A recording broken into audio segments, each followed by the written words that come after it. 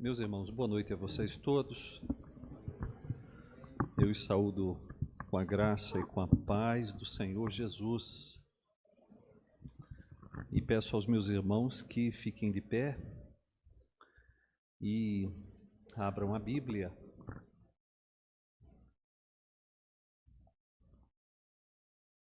Fiquem de pé e abram a Bíblia. No livro de Atos dos Apóstolos, capítulo 4. Atos dos Apóstolos, capítulo 4. Nós faremos uma leitura a partir do versículo 13 até o versículo 22. Atos dos Apóstolos, capítulo 4, versículos 13 a 22.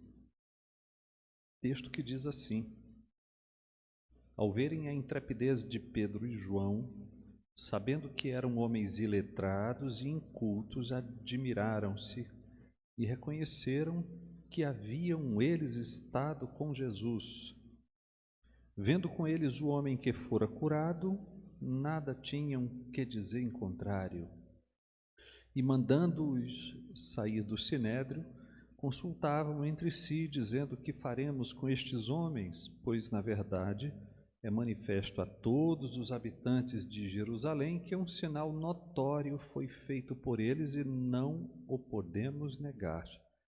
Mas para que não haja maior divulgação entre o povo, ameacemo-los para não mais falarem neste nome a quem quer que seja. Chamando-os, ordenaram-lhes que absolutamente não falassem nem ensinassem em nome de Jesus. Mas Pedro e João lhes responderam: julgai se é justo diante de Deus ouvir-vos antes a vós outros do que a Deus, pois nós não podemos deixar de falar das coisas que vimos e ouvimos. Vamos repetir isto comigo? Pois nós não podemos deixar de falar das coisas que vimos e ouvimos. Depois, ameaçando-os mais ainda, os soltaram, não tendo achado como os castigar por causa do povo, porque todos glorificavam a Deus pelo que acontecera. Ora, tinha mais de 40 anos aquele em quem se operara essa cura milagrosa. Esse é o nosso texto. Senhor, muito obrigado por esta noite. Obrigado porque Tu nos recebes nesse momento por meio de Jesus Cristo e por causa do poder santificador do Teu Espírito que em nós habita. Ajuda-nos nesse momento a Te servir com toda a integridade da alma, a dar a atenção máxima à Tua palavra, a sabermos que estamos todos perante o grande Deus ao ouvir a Sua voz. Ajuda-nos a discerni-la e a obedecê-la, em nome de Jesus. Amém. Podeis assentar.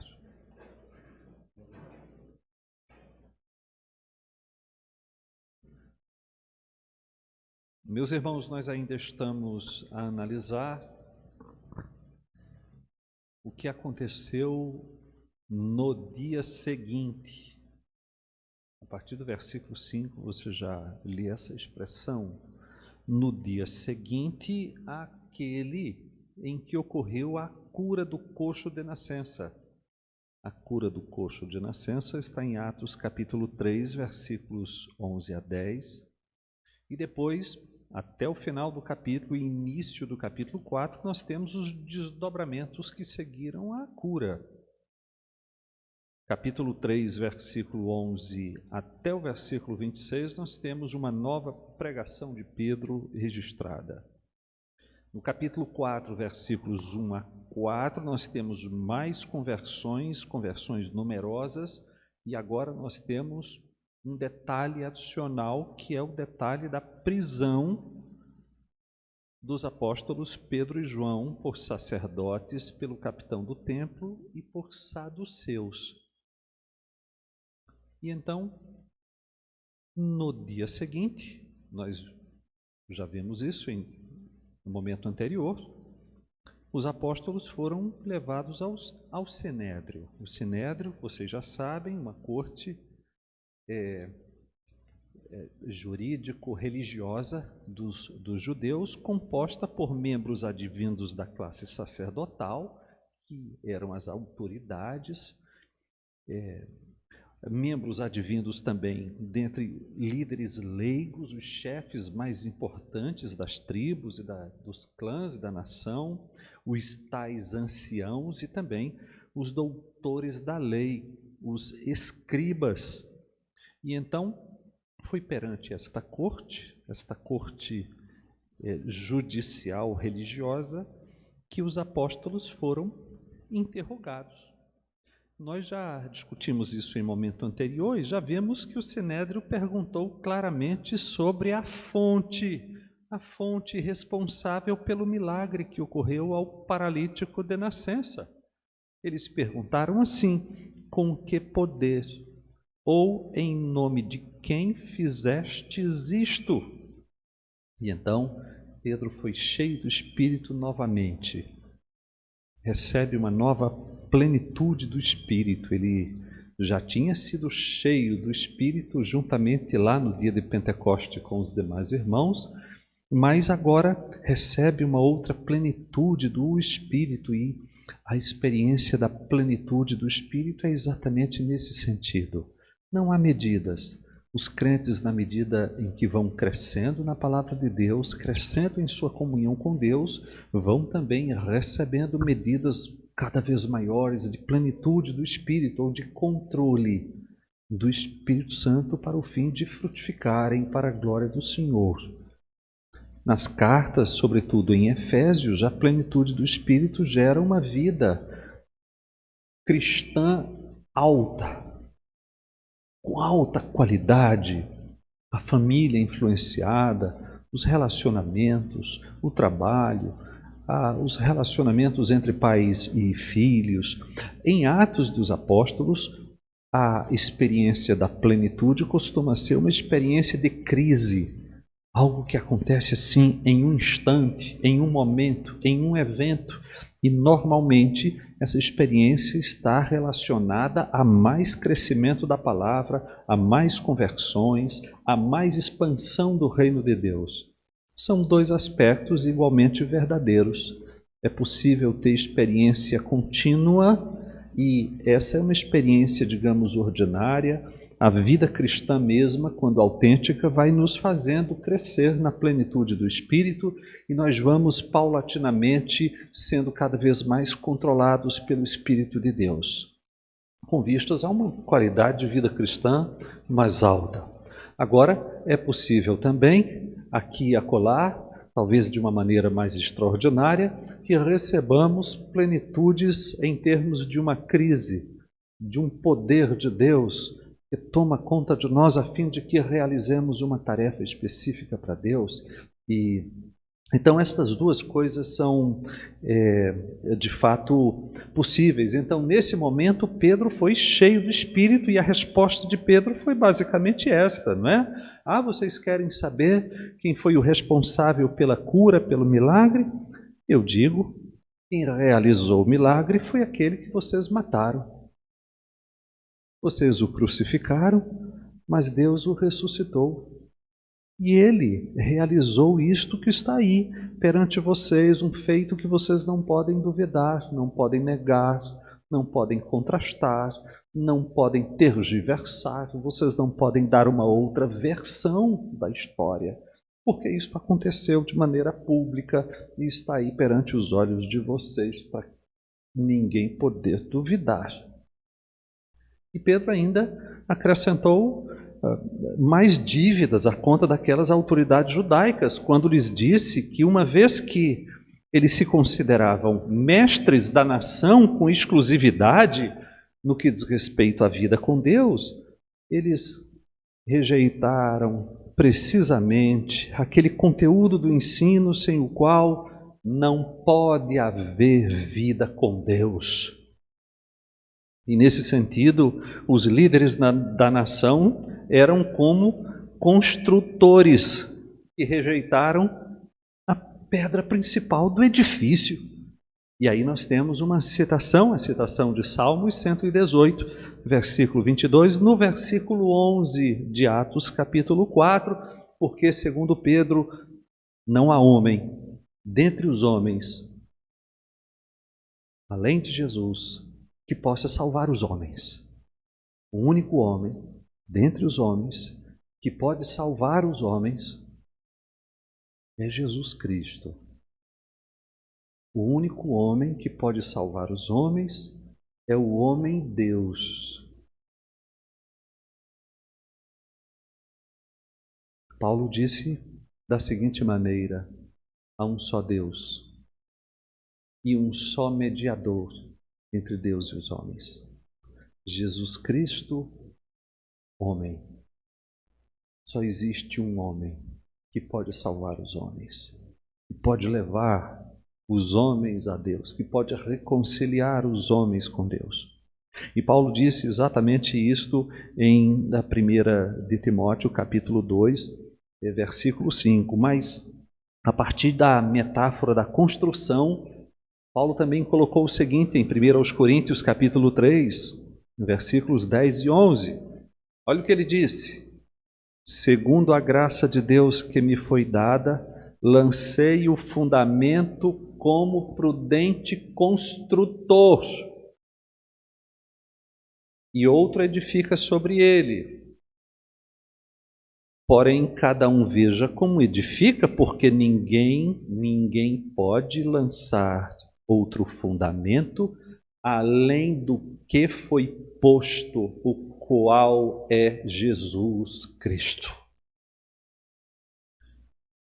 Quando nós comparamos os textos, a gente percebe a diferença entre o construtor sábio, prudente, e o construtor insensato, imprudente. O construtor imprudente rejeita a principal pedra, a pedra que sustenta todo o edifício. É exatamente isso que Pedro está dizendo lá aos membros do Sinédrio, da mais alta corte judicial religiosa do povo judeu. Mas, retomando a resposta de Pedro, pode-se afirmar que ela foi ao mesmo tempo direta, corajosa, bíblica, sábia. Ela foi direta porque ela respondeu sem rodeios. Ela foi corajosa porque direta, porque carregada de acusações, por repisar temas que ele sabia ter sido objeto do inquérito. Pedro repisa o tema da ressurreição. Ela foi bíblica porque ancorada na Escritura, tem citação de texto da palavra de Deus. Foi sábia porque também Pedro aproveitou bem a oportunidade para fustigar a consciência de todos os presentes a fim de conduzi-los ao arrependimento. Isto é importante de dizer-se porque a resposta de Pedro não se deveu a nenhum tipo de antissemitismo. Pedro mesmo era judeu. A resposta de Pedro estava relacionada com o seu compromisso com a evangelização de todos os homens. E, na mente dele, perseguições, sofrimentos, ser levado a tribunais, perante autoridades. Ele sabia o que Jesus havia lhe dito. Seria para que eles dessem testemunho. Em nosso texto, nós queremos ver o que se seguiu a resposta de Pedro, qual foi a decisão do Sinédrio.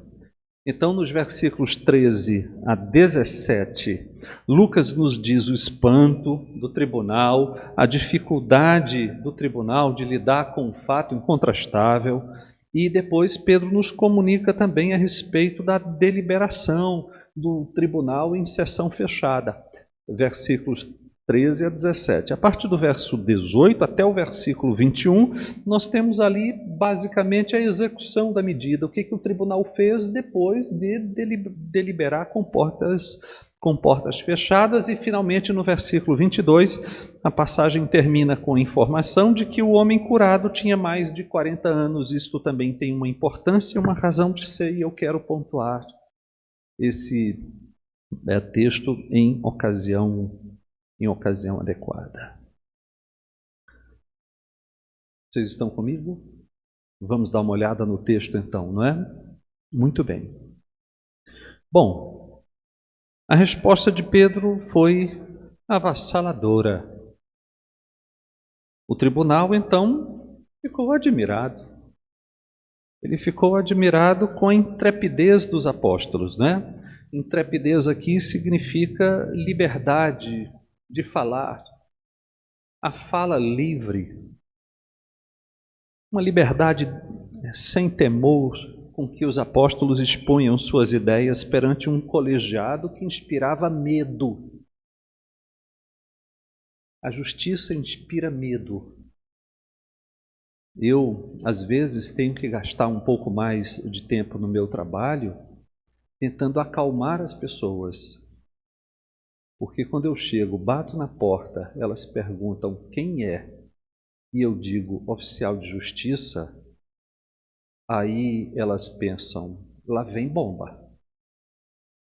Porque oficial de justiça não costuma levar boa notícia para ninguém. Ainda bem que sou pregador do Evangelho, para ver se compenso o lado sombrio da vida. E às vezes, dependendo da idade, a pessoa tem um coração acelerado lá na minha frente. Eu digo, não, mas fica tranquilo, eu já tenho um treinamento para isso prático, né? Fica tranquilo porque nessa vida tudo se resolve. E aí eu sento com a pessoa, tento explicar, às vezes não é uma situação muito boa, às vezes é, por exemplo, uma medida que agrava a situação criminal de um filho. E por que as pessoas sentem isso? Porque é desconfortável estar perante juízes. É desconfortável. Além disso, há juízes terríveis, presunçosos, prepotentes, desrespeitosos com os mais velhos. Eu já vi em audiências públicas pessoas de idade sendo desrespeitadas. Cale a boca, tire o chapéu. Pessoas vêm da zona rural e são tratadas dessa maneira. Então, o conjunto do aparato, né, inspira medo. A testemunha tem medo, ela não é nem acusada. Ela recebe uma intimação para comparecer numa audiência e ela teme. Aí eu preciso acalmar de novo. Não, mas isso não tem nada contra você. Você vai dizer o que você sabe. Aí ela me diz como se servisse, mas eu não sei nada. Aí eu digo, diga exatamente isso lá para o juiz. Você não sabe nada. Se você não sabe, então não sabe. Mas estavam lá, não é? Esses pescadores simples, perante um colegiado de dezenas de autoridades da mais alta gente da nação, falando com intrepidez, com liberdade na fala. Sabe? Pedro não gaguejou, não confundiu as ideias, não tentou desfazer aquilo que tinha dito lá fora. As ideias fluíram de maneira concatenadas. Havia lógica, havia citação da Escritura de cor. E então o tribunal ficou admirado porque eram homens iletrados e incultos. iletrados, porque gente sem treinamento, incultos, no sentido de leigos.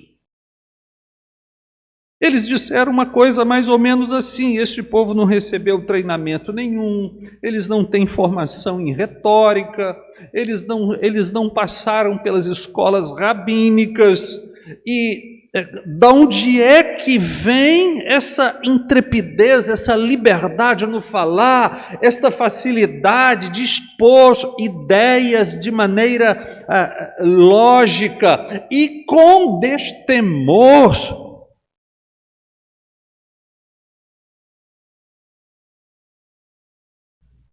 É de fato admirável.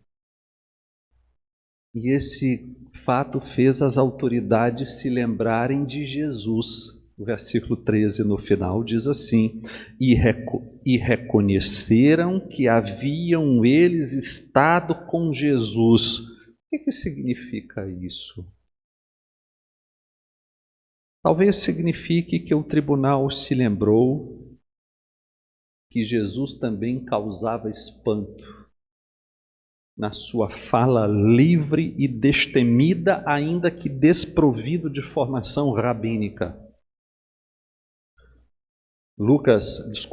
João capítulo 7, versículos 14 e 15 dizem o seguinte, corria já em meio à festa, e Jesus subiu ao templo e ensinava. Então os judeus se maravilhavam e diziam: como sabe este letras sem ter estudado? Então aquela fala eloquente fez os juízes, os magistrados de Israel, de Judá, se recordarem de Jesus. E, além disso, os judeus ainda podiam ter se recordado de como era difícil contrapor-se aos argumentos de Jesus. Os escribas tentaram diversas vezes apanharem Jesus de alguma forma, complicar a vida de Jesus de algum modo, mas Jesus tinha sempre a melhor resposta. Agora viram essa mesma dificuldade se repetir no trato com os discípulos de Jesus. E, além disso, sabe esta expressão aqui, reconheceram que haviam eles estado com Jesus. Isso também era motivo de preocupação, porque eles pensaram que tinham resolvido o problema Jesus com a crucificação de Jesus.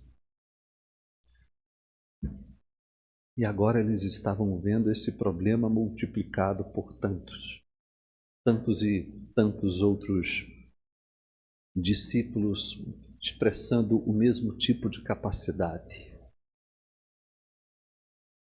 Não deve ter sido bom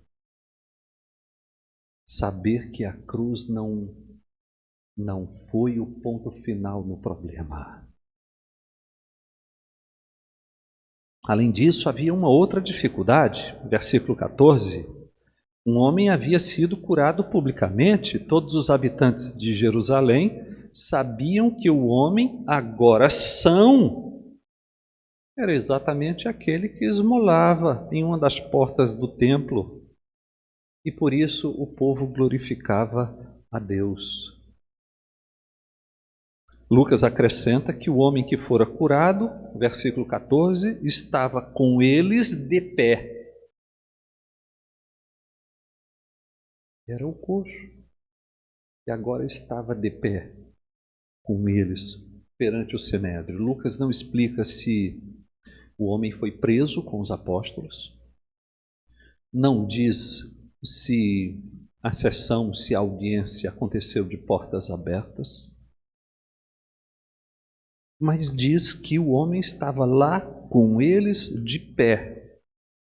O fato é que se tratava de um coxo de nascença até o dia anterior. E o versículo 22, se recordem comigo, diz que era homem de mais de 40 anos. Isto significa dizer que a condição daquele homem era conhecida por décadas.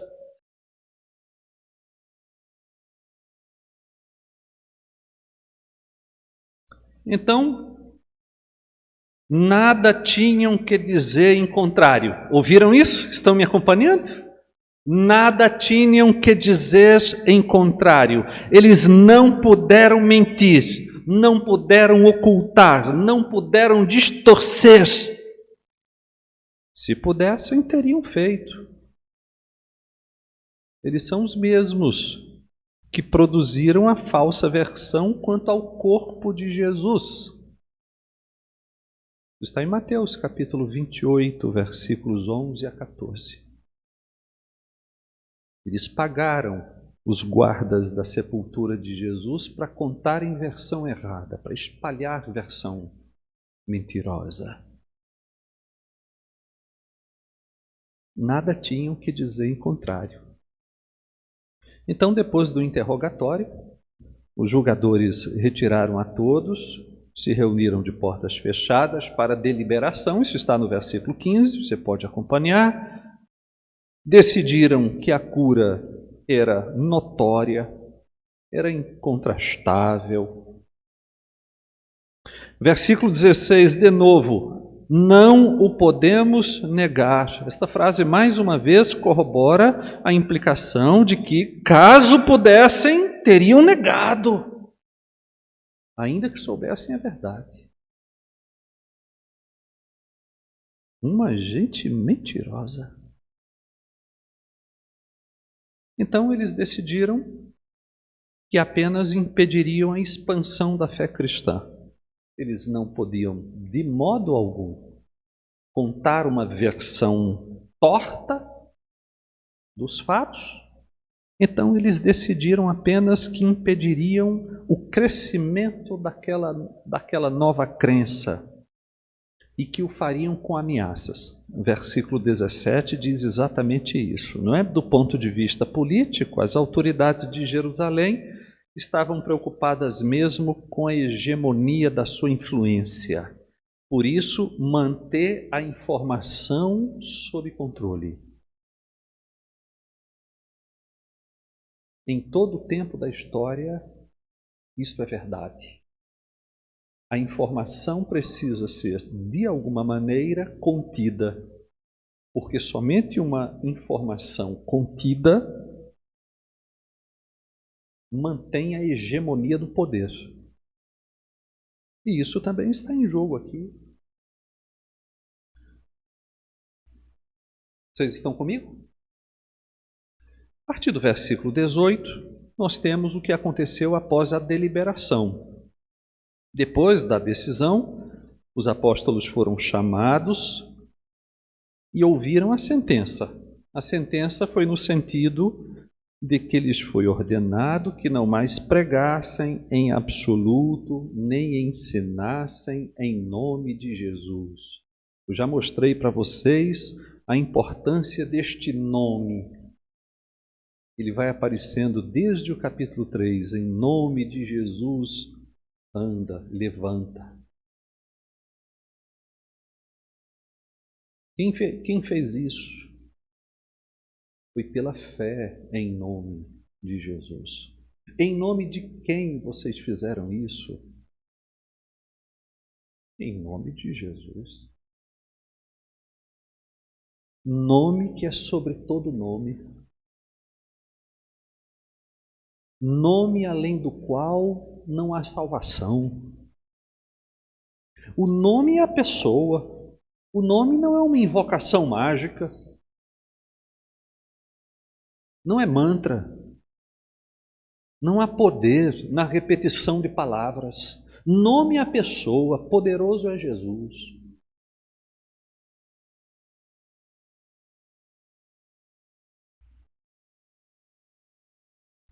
Então, vocês ficam proibidos de ensinar em nome de Jesus, de falar da pessoa de Jesus. Vocês estão proibidos disso. Claro que eles gostariam de ter feito muito mais nesse momento, mas se de repente eles levam os apóstolos nesse momento ao cárcere de novo ou a açoites, como é que eles iriam explicar isso ao povo? Então, por enquanto, as coisas ficam em tom de ameaça, e a reação dos apóstolos foi mais uma vez impressionante. Versículo 19: julgai se é isto justo diante de Deus, ouvir-vos antes a vós outros do que a Deus. Veja que nós temos aqui uma espécie de recusa aberta. E nós temos uma afirmação, pelo menos implícita, no sentido de que os apóstolos não aceitam que o sinédrio agia como porta-voz de Deus, quando os obrigava a descumprir uma ordem que sabiam terem recebido de Jesus.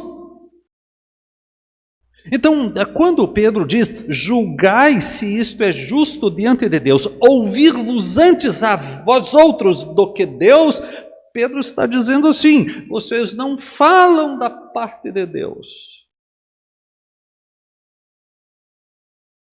E claro, meus irmãos, os apóstolos estariam dispostos a se submeterem em tudo às autoridades.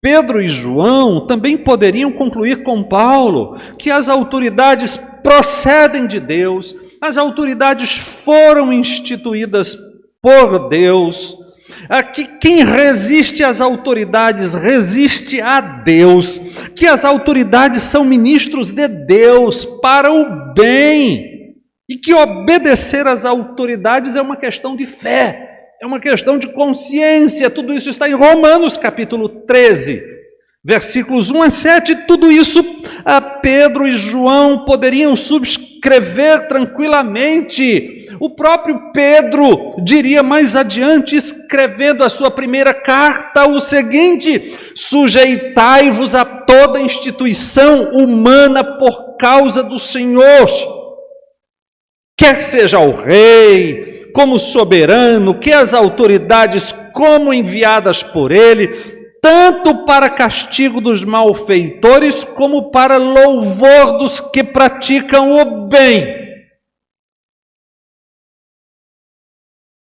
Mas há limites.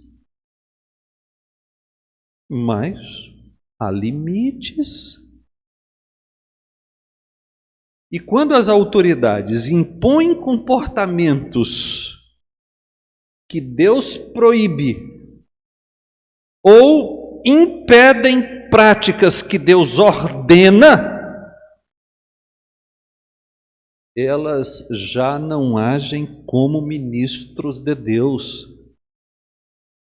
Elas não agem para o bem, elas se tornam usurpadoras da autoridade divina, que é a fonte da autoridade de todas as autoridades.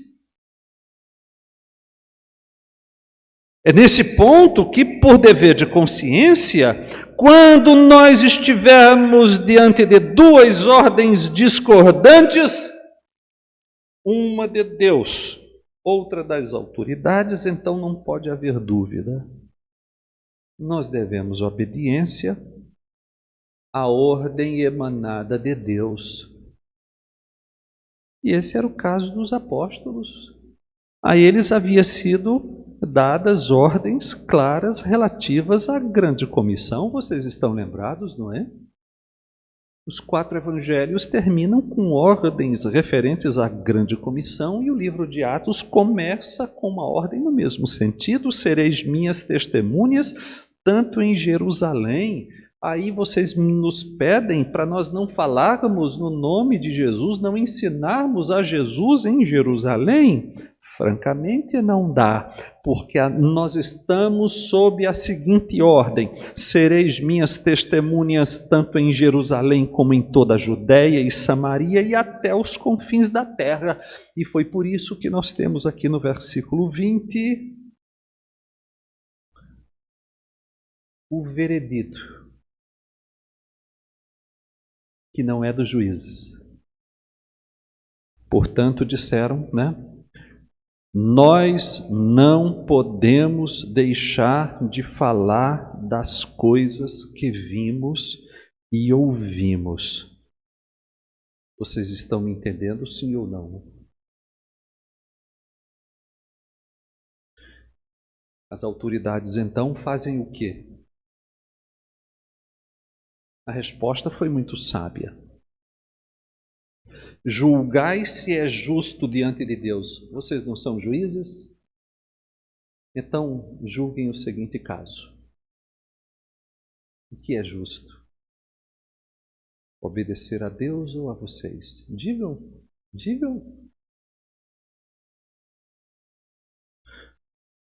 Sinto muito, senhores, não podemos deixar de falar das coisas que vimos e ouvimos.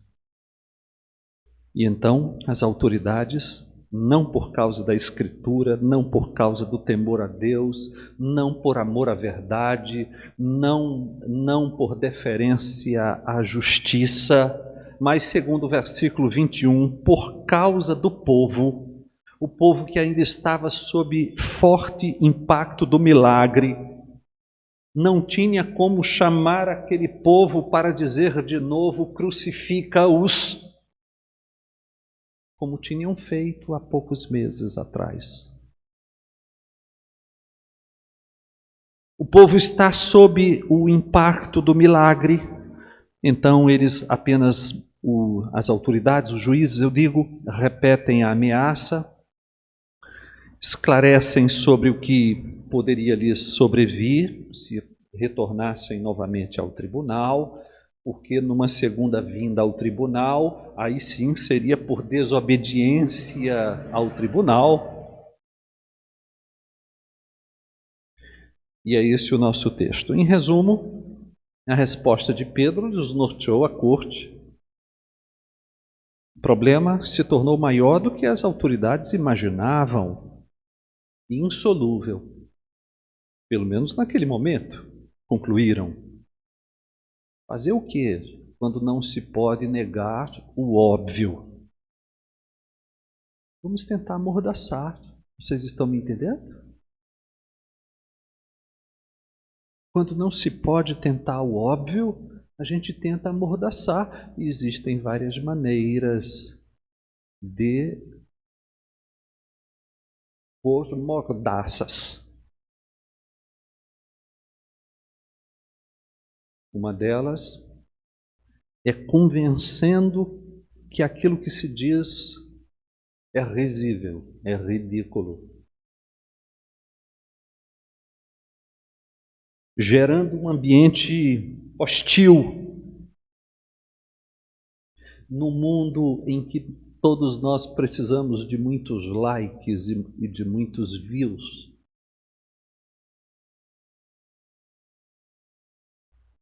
E aí você sai com uma coisa que não vai dar like nenhum. Você pode ser cancelado. Não vai dar lacre. Você não vai lacrar. Lacrar com o Evangelho? Não vai lacrar com o Evangelho.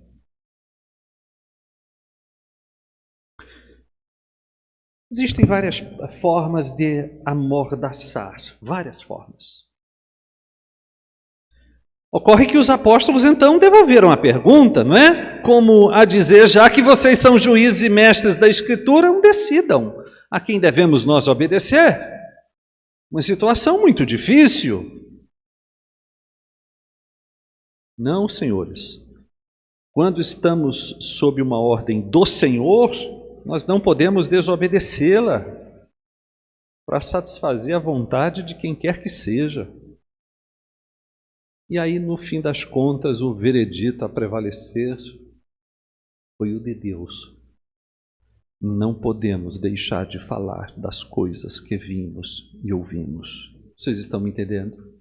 Não podemos deixar de falar das coisas que vimos e ouvimos a respeito do que nós queremos destacar 3 verdades para o resto da nossa vida. Vocês estão comigo? Vamos tentar concluir. Em primeiro lugar, Os apóstolos disseram: não podemos, não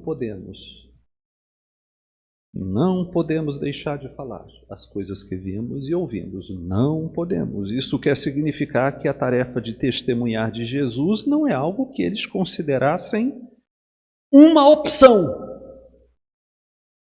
Não podemos.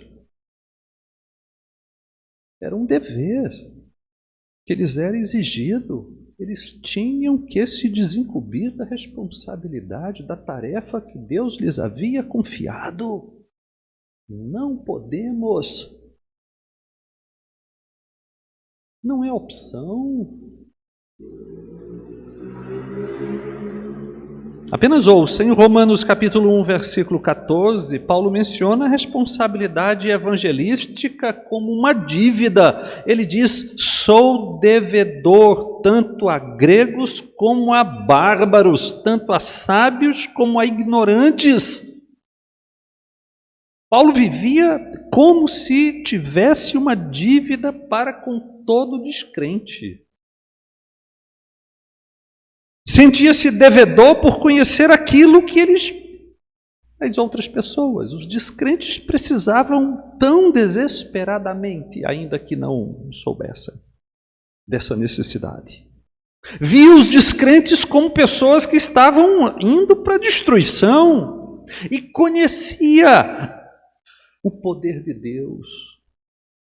Conhecia o Evangelho como poder de Deus, conhecia o que poderia mudar totalmente o destino daquelas pessoas. Então Paulo evangelizava como um homem desejoso de quitar uma dívida. Não podemos deixar de falar. Nesse sentido também as palavras de Paulo, apenas ouça em 1 Coríntios capítulo 9, versículo 16. Se anuncio o Evangelho, não tenho de que me gloriar, pois sobre mim pesa essa obrigação. Sobre mim pesa essa obrigação, esse dever. E aí ele termina dizendo: porque ai de mim, se não pregar o Evangelho.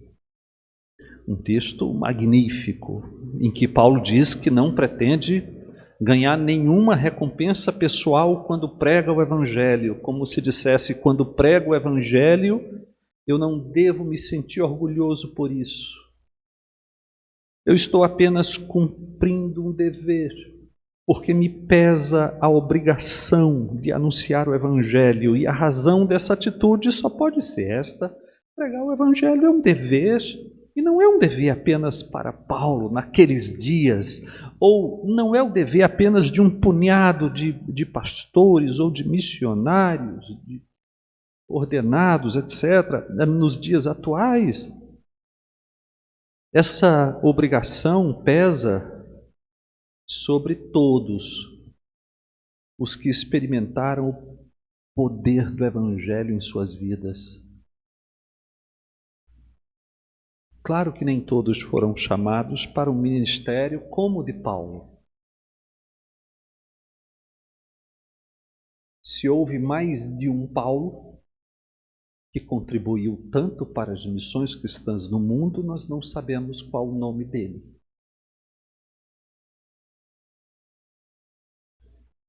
Mas nenhum daqueles que conheceu o poder do Evangelho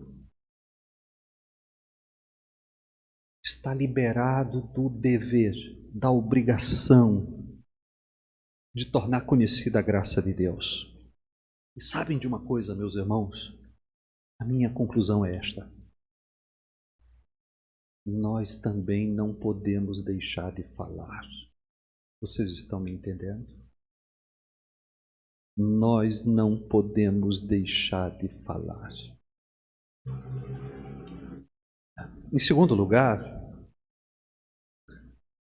notemos também que nós estamos, que os apóstolos, melhor, disseram mais o seguinte: não podemos deixar de falar. Não podemos deixar de falar. E aqui eu preciso somente destacar aquilo que parece óbvio para vocês. O Evangelho não é e não se contenta apenas com estilo de vida cristão. Tem uma frase que é atribuída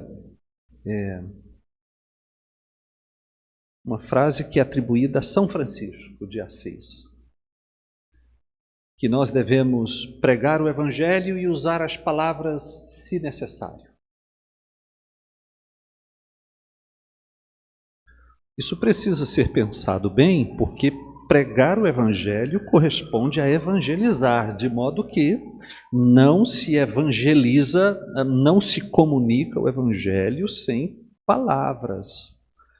A frase pregue o Evangelho e use palavras se necessário não serve senão para nos lembrar que uma pregação sem uma vida que a ilustre vai ser objeto de deboche, claro que vai. Mas se levada a sério, a frase poderia incorrer ou nos fazer incorrer no erro de que palavras são desnecessárias. E isto é equívoco, por quê? Porque o Evangelho precisa ser falado, comunicado, de maneira inteligível. Vocês estão me entendendo? Não podemos o quê? Não podemos deixar de falar. Jesus é encontrado regularmente pregando o Evangelho. Lucas capítulo 8, versículo 1, por exemplo, aconteceu depois disto que andava Jesus de cidade em cidade, de aldeia em aldeia, pregando e anunciando o Evangelho do reino de Deus, e os 12 iam com ele. Lucas capítulo 4, versículo 43, o Senhor Jesus disse: é necessário que eu anuncie o Evangelho do reino de Deus também às outras cidades, porque para isto eu fui enviado.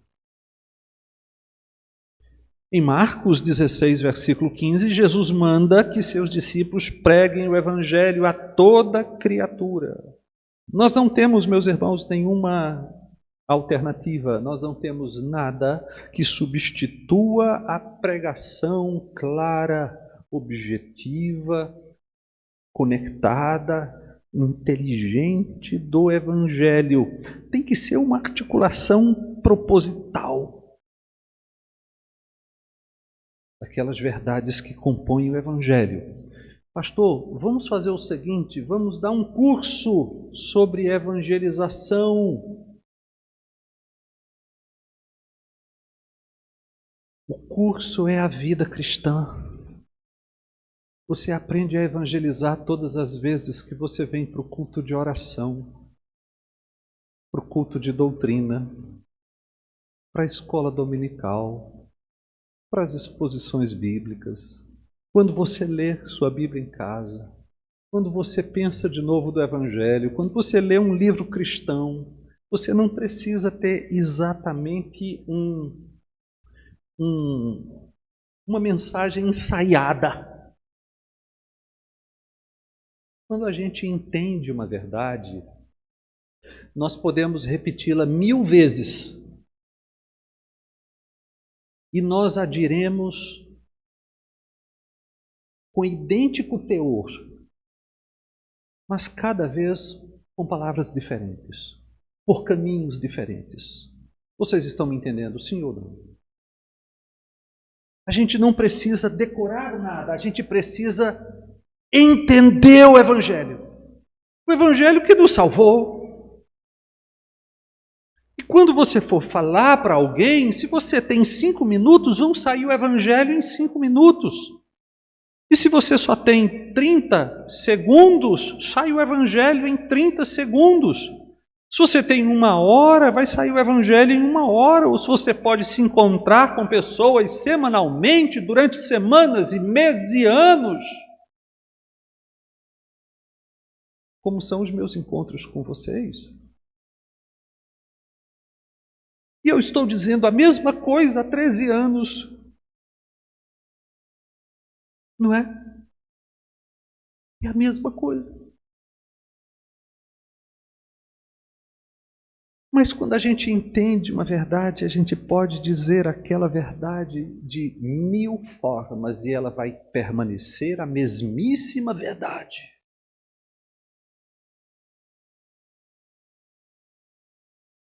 Se você comparar o primeiro sermão de Pedro com o segundo, e ainda acrescentar a resposta de Pedro do Sinédrio, você vai encontrar basicamente a mesma coisa.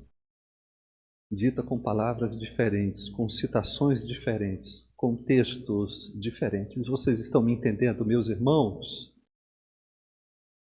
Então se você sabe que Jesus Cristo tomou sobre si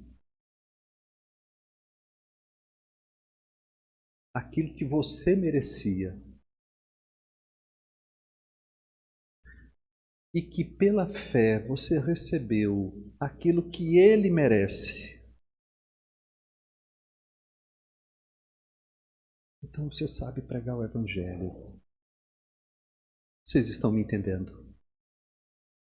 Agora, naturalmente, isso não quer dizer que nós não tenhamos nenhum outro assunto na vida. Não podemos deixar de falar. Não significa dizer que nós não temos nenhum outro tema para conversar com quem quer que seja. Não significa que nós não buscamos ler e nos informar a respeito de muitos outros temas e interesses do gênio humano. Não significa que nós não sabemos discernir momentos, situações, lugares propícios para falar. E momentos, situações e lugares propícios para calar. Às vezes é preciso falar, às vezes é preciso calar, e que nós devemos não ficar importunando as pessoas a ponto delas não quererem mais ouvir o Evangelho por nossa importunação. Porque é possível que nós a qualquer momento ouçamos o seguinte: olha, por favor, pare. Eu não sou contra Jesus Cristo, eu não sou contra a graça de Deus, eu sou contra você. Eu não aguento mais lhe ouvir.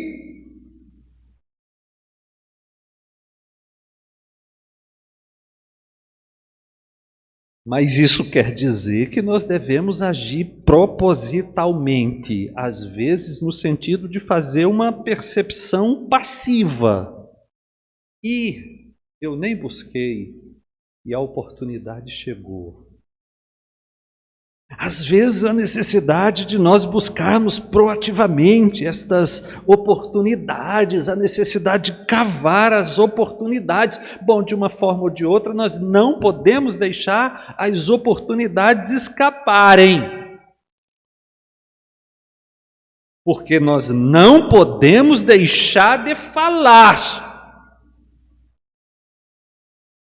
Ao moço jovem e tímido Timóteo, a quem Paulo sempre estimulava a praticar e a usar os seus dons, ele disse: conjuro-te perante Deus e Cristo Jesus.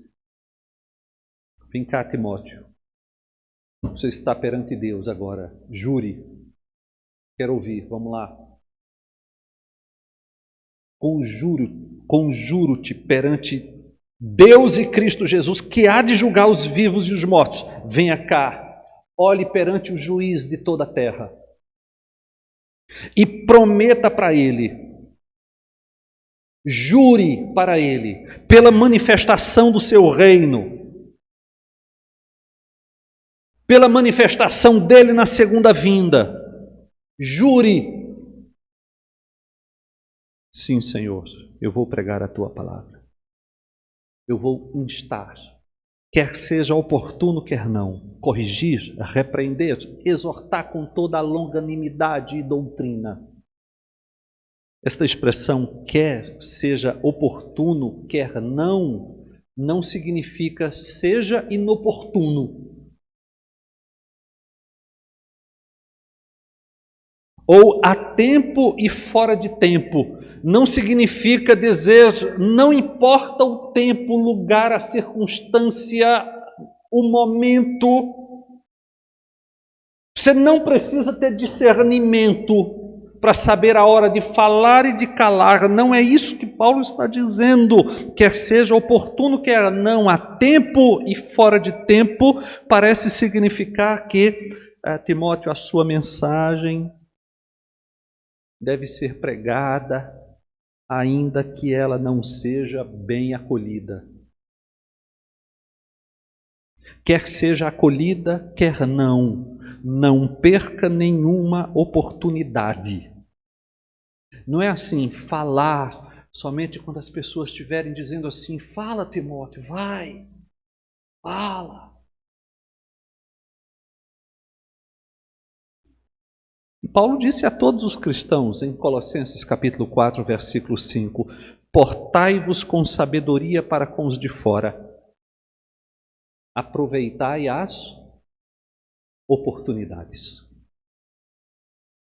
Então, a primeira coisa que a gente já aprendeu é, não podemos deixar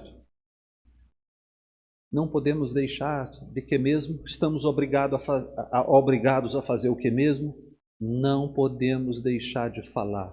Estamos obrigados. Pesa sobre nós o dever de falar. Não podemos deixar de falar. Em terceiro lugar, e para terminar, os apóstolos disseram o seguinte: nós não podemos deixar de falar das coisas que vimos e ouvimos.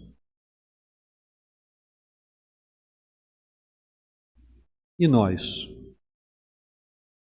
Nós não podemos deixar de falar as coisas que os apóstolos de Jesus viram e ouviram.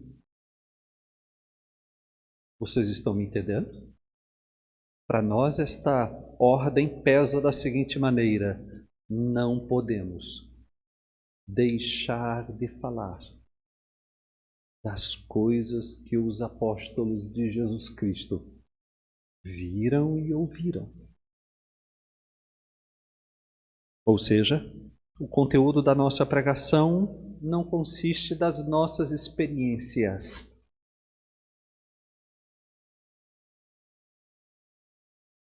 Embora nós tenhamos experiências como resultado do Evangelho, mas o conteúdo da nossa fala não consiste de nossas emoções, embora nós tenhamos nossas emoções renovadas e transformadas como resultado do Evangelho. Nossa pregação tampouco é uma pregação sobre nós mesmos, sobre nossos feitos, sobre a nossa personalidade. Eu não sei se você já teve a oportunidade de ouvir um pregador em que você descobriu muitas coisas sobre ele.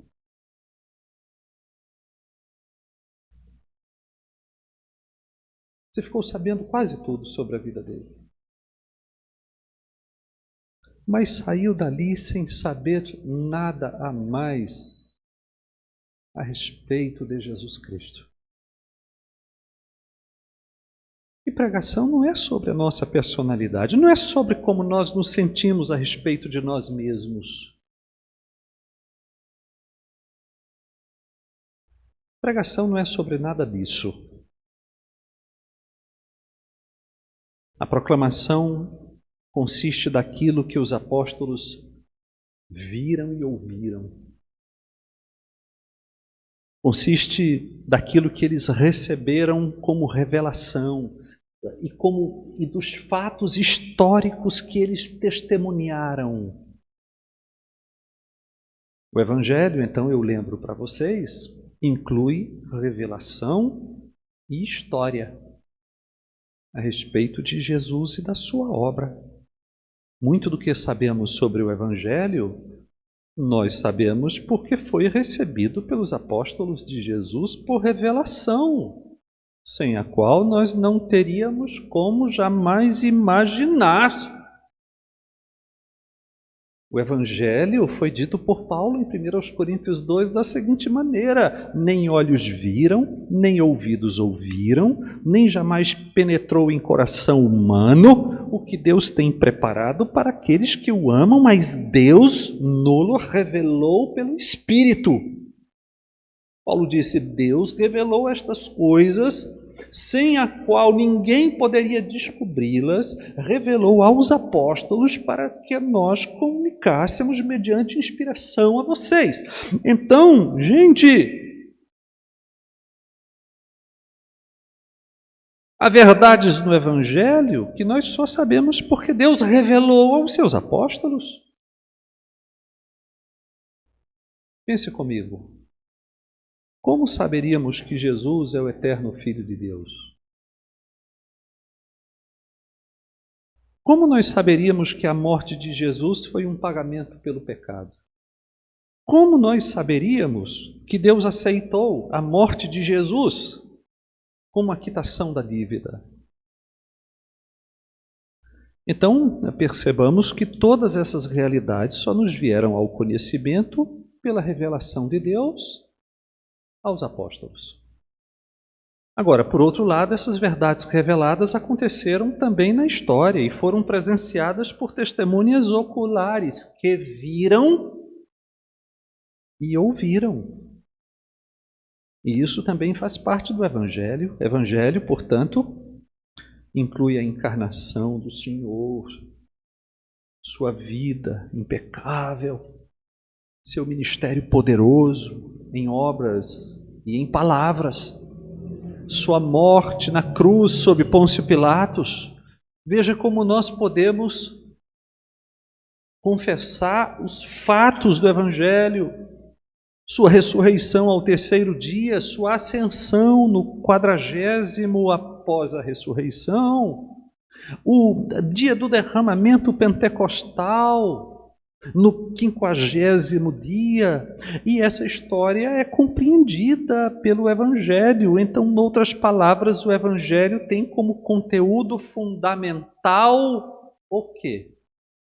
Melhor, quem é o conteúdo fundamental do Evangelho, gente? Jesus Cristo. E como é que nós vamos decorar uma fala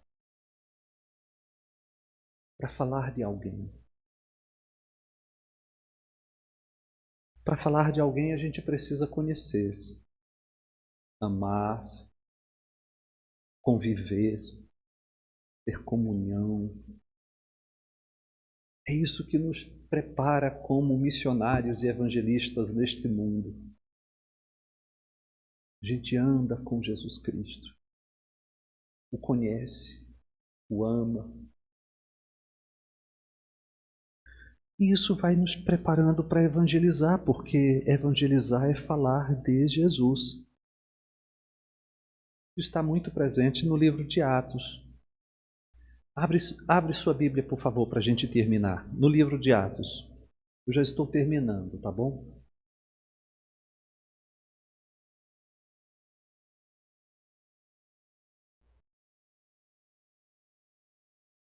Atos capítulo 5, versículo 42. Ali se diz que os cristãos nunca paravam de ensinar e de pregar. Pregar aí é evangelizar. Quem? Vá comigo lá, por favor. Eu estou em Atos capítulo 5, versículo 42. Os cristãos nunca paravam de ensinar e de pregar. Quem? Jesus, o Cristo. Olha o que se diz em Atos 8, versículo 35. O conteúdo do anúncio de Filipe ao eunuco era Jesus. Então, Filipe explicou, Atos 8, 35, eu digo, e começando por esta passagem da Escritura, anunciou-lhes ou evangelizou-lhe Jesus. Evangelizou-lhe Jesus. Em Atos capítulo 11, versículo 20, caminha lá. Jesus é o conteúdo da mensagem daqueles que ousadamente evangelizaram os gregos. O texto diz: evangelizando-lhes o Senhor Jesus. E em Atos capítulo 17, versículo 18, último texto, lê-se que Paulo pregava o quê? Pregava o que se diz? A Jesus, o texto original diz. Paulo pregava a Jesus e a ressurreição. Então, querem saber? Não podemos deixar de falar de Jesus Cristo. A sua obra, a sua vida, aquilo que ele fez na história, aquilo que foi testemunhado presencialmente, testemunhas oculares, estavam lá, viram fatos acontecendo.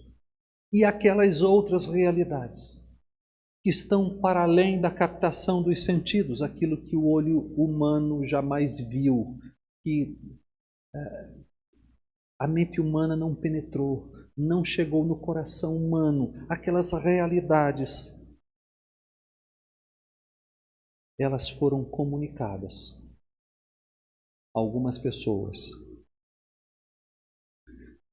E os apóstolos disseram: não podemos deixar de falar destas coisas, das coisas que vimos e ouvimos. E nós? Igual. Nós não podemos deixar de falar, mas não é das coisas que nós mesmos vimos e ouvimos. Vocês estão me entendendo? Nós não podemos deixar de falar das coisas que eles, os apóstolos de Jesus, viram e ouviram. Esse é o veredito. A última palavra é a de Deus. E nesse tocante nós temos uma dívida. A dívida é a de falar, proclamar, anunciar, comunicar a tradição apostólica. Aquilo que os apóstolos traditaram.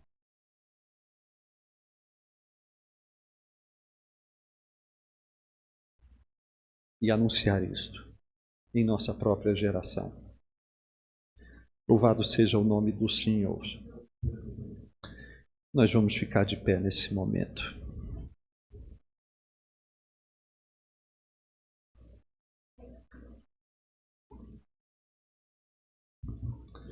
Senhor, muito obrigado por esse momento, por tua palavra aberta,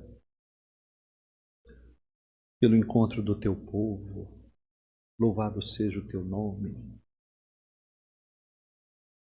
Ajuda-nos a te servir também com o que tu nos tens dado generosamente, liberalmente.